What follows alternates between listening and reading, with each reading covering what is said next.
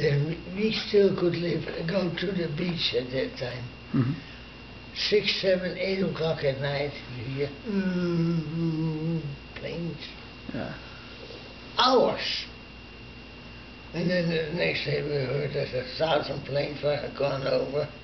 You didn't see any because they were all high, of course, but it was a hell of a lot of noise. All the V2s going back and forth. And then on the end you heard them all coming back, and you were hoping that as many come back as that went out there, but that's, you never knew, of course. Now, right before I left, you mentioned that there was one time when you had to leave work wearing a dress. What happened that time? Well, we went through it. Uh-huh. We didn't have any problems. I felt lousy, but we didn't give a damn about the Germans. If they all dropped dead, we would have said, But why were, I mean, how did you find out that the Germans were coming through looking for people to take? Oh, the underground was, they knew it almost at the same time as everybody else, the Germans knew. Yeah. So do you know what the Germans were looking for people to, were they looking for people to push into service to fight, or were they? Mostly concentration camp and working in factories. Oh, okay.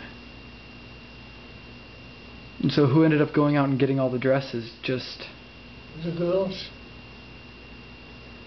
who worked there. And so you made it home safe and just hid? Yeah. I had a tight dress on. The girl was built about the same way as I was also. Do you remember what color the dress was? Yeah, it wasn't, how do they call it, kind of beige. And it was all these squares, how do you call it? Like plaid? Like plaid with the squares, or? Yeah, something like it. Anyway.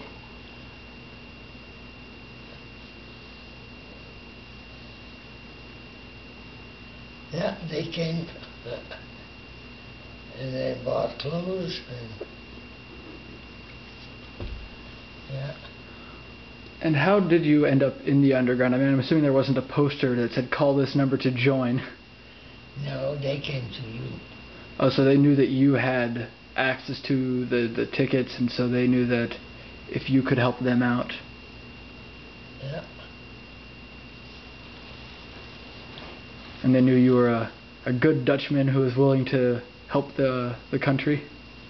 Well, all of them were, because the hatred between the Dutch and Germans was so big. Mm-hmm. I told you about that the guy who showed pictures in the snow. Yep. Well, it is a horrible thought. Yeah. It should be all black, but that's still, and we meant it. The more that, the only good Germans were dead Germans. Mm-hmm. So anything else that, I mean, any other stuff you did for the underground, or was it mostly just supplying them with the ration tickets? No, that's what they are. I knew guys who had guns and everything, but I never had. I was more probably on that part anyway.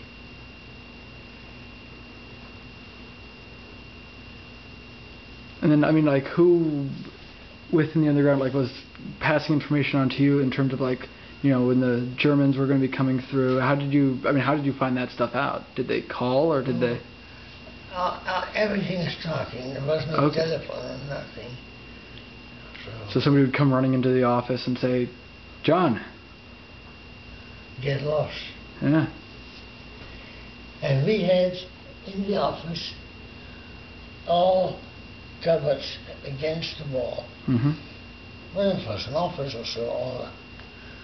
On top of it was a loose ceiling. Yeah. And if there was, if the portier, the guard, Yeah. saw that there was something wrong, he'd quickly belled or send somebody up, and we all. But they were smart. Everybody had one or two people, girls, looking after them, because if they come here, she have the desk with paperwork. They say, hey, who was sitting here? So all they had to do was clean it up and put it in the other drawer. Okay, so it looked like an empty desk, that there wasn't somebody missing. Yeah, and that was the purpose of it. Did you ever have to do that? Oh yeah. No, I didn't have to do it because I was one of the men who was gone, of course. So how many times did you end up hiding in the fake ceiling? Oh, I don't know. More than once. Oh yeah.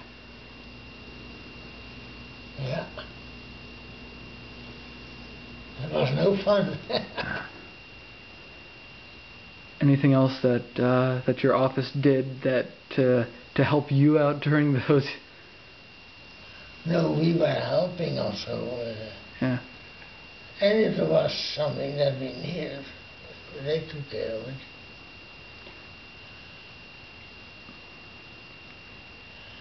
Yeah.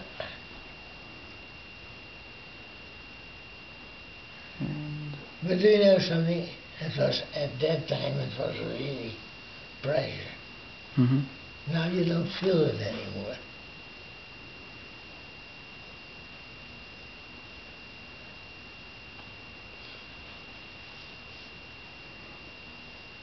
And then I mean, have you ever seen that film Schindler's List? No. That's just. I didn't want to. Yeah. Too much. I was that far behind the war, and I don't want to relive it again. Oh, okay. So, I did it on purpose.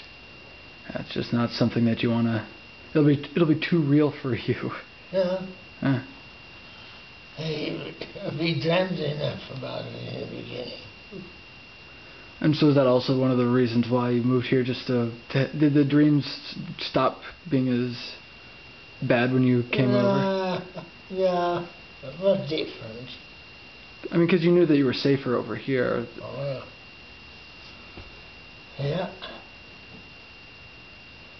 And here in the paper, that, of course, that they bombed that and that, and so many people, so many planes lost or whatever.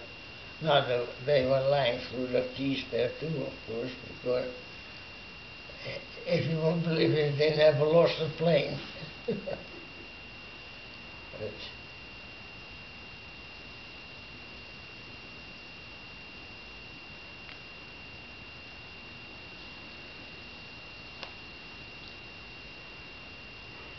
But one thing we all had to kick out of it, when we saw that German plane shot down, and the next morning it was the English circles to show that it was an English plane. That had shot it down? Well, the English had shot down that German plane. Yeah. English or American, not Americans. Yeah, hang on. Also, and then if you see the same plane in the same place a day later with English signs on it. So who came through and painted it? What?